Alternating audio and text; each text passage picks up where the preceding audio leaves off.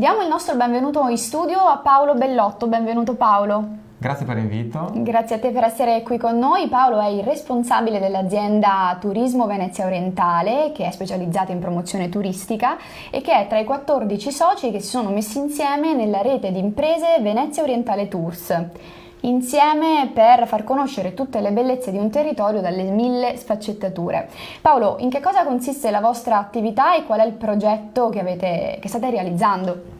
Sì, diciamo che la nostra rete di impresa mira a sviluppare la destinazione Venezia Orientale, che è una destinazione ideale per il turismo dell'entroterra, per l'altroturismo, per destagionalizzare la stagione turistica, che è fatta di 2 mesi e mezzo, e quindi ecco qui la necessità di creare questa rete per gli operatori turistici delle spiagge e per alcuni operatori dell'entroterra di valorizzare il proprio territorio all'interno di questa rete. Noi ci ritroviamo quindi ad avere il paesaggio, l'ambiente, l'enogastronomia, i centri storici e quindi la cultura, per cui tutti quegli elementi di quel turismo che sempre di più si sta spostando nel cercare una motivazione di un territorio più che una destinazione fine a se stessa. Su questo c'è la necessità quindi di creare un'offerta che permetta la destagionalizzazione e quindi la possibilità per i turisti di arrivare in qualunque parte della stagione in un territorio e avere un'offerta integrata di qualità, e parallelamente per il turista che arriva in stagione, quindi che c'è già, creare del valore aggiunto per fare in modo che trovandosi in un territorio bene, conoscendo quel territorio, poi possa tornarci.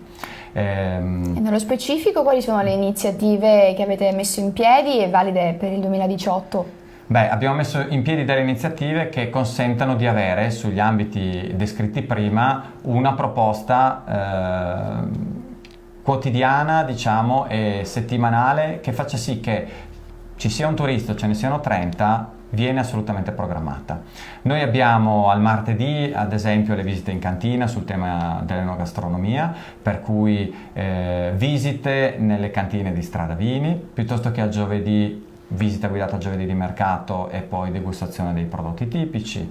Al venerdì a Concordia con gli archi aperitivi, anche qui la possibilità di approfondire un tema dell'antica Concordia e poi terminata la visita accompagnarsi con prodotti tipici in una degustazione. Così come conoscere anche la storia del territorio. Abbiamo un appuntamento fisso in quest'estate con il comune di San Michele e la proposizione di quello che è un itinerario delle guerre, dove è possibile visitare un bellissimo bunker post guerre, Villa Ivancic, e quindi proposte sempre nuove e innovative di un territorio che offre moltissimo. È importante sottolineare che siamo in grado di offrire un'offerta, ma nello stesso tempo di garantirla, perché questo poi può fare la differenza nella creazione di una destinazione. E come si incontrano domanda e offerta di questo tipo di turismo? Sicuramente con quello che ho appena detto, cioè nel senso che è fondamentale avere un'offerta, e su questo noi, dalle escursioni lungo l'Emene, dall'opportunità quindi di avere, diciamo, delle proposte sul territorio di ogni genere, che sono poi presenti nel nostro sito, nei social eccetera, a degli appuntamenti fissi che garantiscono quindi un'offerta, per cui questa cosa solitamente è molto difficile, perché si fa un'iniziativa e poi vediamo quando facciamo la prossima. La nostra rete garantisce invece la possibilità di fare turismo lungo tutto l'arco dell'anno nella Venezia Orientale.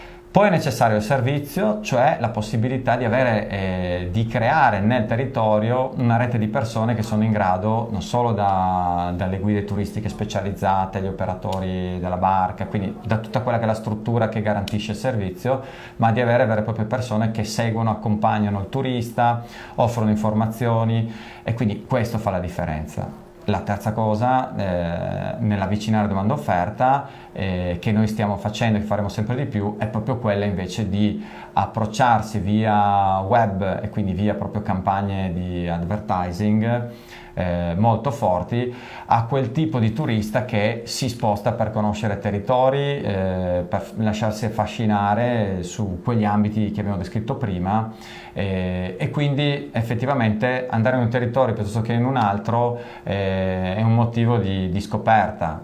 Non è sufficiente avere quindi una proposta, perché uno potrebbe venire a vedere un municipio di Portogruaro se sa che esiste un municipio di Portogruaro. Quindi su questo la nostra campagna sarà fortissima: attrarre quelle persone che si muovono per conoscere nuovi territori e fare esperienza enogastronomica, culturale, e di conoscenza delle bellezze naturali e paesaggistiche dei territori che incontra. Qui nella Venezia Orientale abbiamo tutto questo. La rete è giovanissima, è nata da poco, è possibile trarre già un primo bilancio?